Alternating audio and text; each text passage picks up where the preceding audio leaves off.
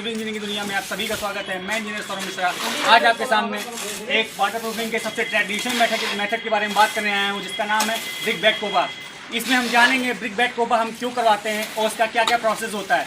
As per CPWD specification और CPWD के norm से अकॉर्डिंग हम किस किस प्रोसेस के थ्रू हम ब्रिक बेड कोबा करवाते हैं। कोबा वाटर प्रूफिंग का सबसे एक ट्रेडिशनल मेथड है, जिसमें हम छत की सीपेज को अपने घर को सीपेज से बचाने के लिए यूज़ करते हैं और अपने घर को मॉइस्चर से कंट्रोल करने के लिए हम इसको यूज़ करते हैं। और कहाँ कहाँ हम ब्रिक बेड कोबा यूज़ करते हैं, अपने जहाँ वाटर का सोर्स ज़्यादा होता है, जैसे कि बाथरूम, अपनी बालकनी, आपकी छत, जहाँ पे सबसे ज़्यादा सोर्स होता है आपके पानी का, वहाँ पे हम ब्रिक बेड कोबा को यूज़ करते हैं।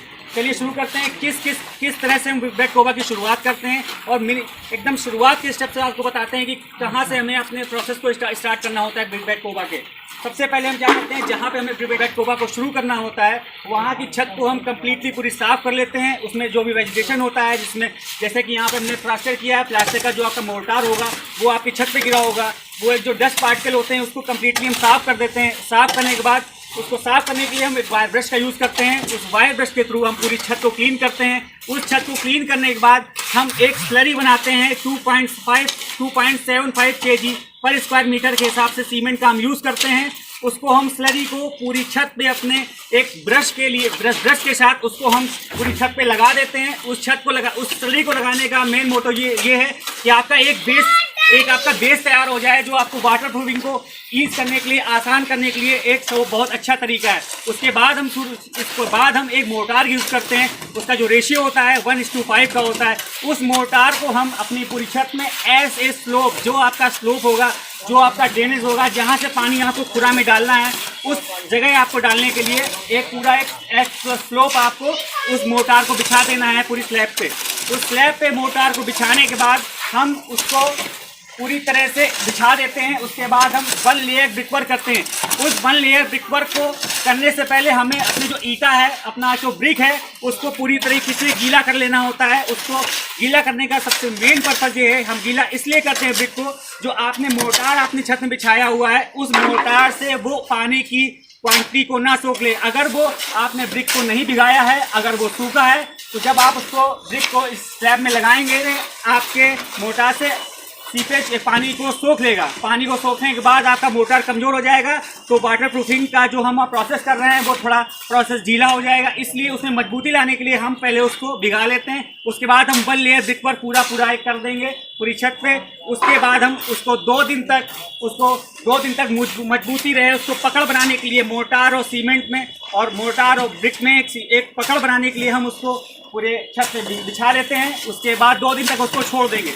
2 दिन तक जब हमारा प्रोसेस पूरा कंप्लीट हो जाएगा, उसके ऊपर 1:4 का एक मोर्टार का लेयर फिर बिछा के हम उसको एक फिनिशिंग देते हैं। फिनिशिंग देने के लिए जब हम मोर्टार बिछाते हैं तो उसमें भी हम एक केमिकल यूज़ करते हैं। केमिकल सुपर पीको भी हो सकता है, डॉक्टर फिक्सिक 301 भी हो सकता है। उसको 200 ml पर बैग के हिसाब से हम बनाते हैं।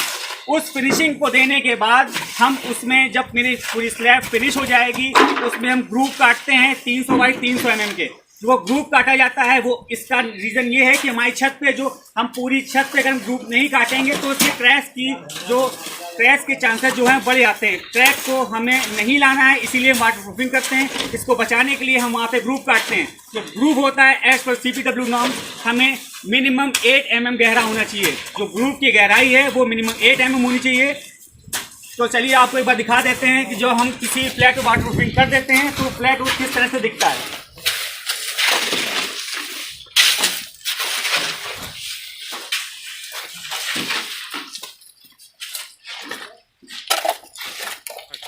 ये देखिए, आपको हम दिखा रहे हैं कि जिस फ्लैट में हमने ब्रिक बेड कोबा को पूरा तरह से फिनिश कर दिया है। ये देखिए, आपके 300 बाई 300 mm के ग्रूव हैं। ये 300 बाई 300 mm का आपने काट दिया है ग्रूव के थ्रू। भैया अब आपको ग्रूव देख रहे हैं किस तरह से मैंने ग्रूव को कटवाया हुआ है। और आप ये देख रहे हैं कि हमने किस तरह से पैरापेट और जो आपकी स्लैब है उसके बीच में आपका ये शेप देना पड़ता है। वो इसलिए ज़रूरी होता है कि आपका जो पानी है जो पैरापेट के थ्रू अंदर स्लैब में ना चला जाए। अब आपको हम लाए हैं जहाँ पे हमने ब्रिक बेड कोबा को परफॉर्म कर दिया है। पूरी तरीके से ब्रिक बेड कोबा का काम खत्म हो गया है। यहाँ पे मैंने ग्रूव भी कटवा दिए हैं और यहाँ पे मैंने पानी भी भरवा दिया है। पानी भरवाने का मेन रीज़न ये होता है कि हमें अपने जो हमने कोबा करवाया है उसकी हमें टेस्टिंग भी करनी होती है कि जिस तरह का हमने कोबा करवाया है किसी तरीके का सीपेज तो नहीं कर रहा है। और एक चीज़ का और ध्यान रखना होता है कि जब हम कोबा करेंगे तो एज पर CPWD नॉर्म्स हमें मिनिमम 300 mm तक इसको एक गोलाई देनी होती है पैरापेट से, क्योंकि जो हमारा पानी होता है पैरापेट के थ्रू स्लैब में अंदर जाता है और स्लैब में अंदर जाने के बाद वो हमारे स्लैब के सरिये को कोरोजन देता है। वो कोरोजन जो होता है हमारे घर के लिए बहुत ही खराब होता है। तो मिलते हैं नेक्स्ट टॉपिक पे, तब तक के लिए धन्यवाद।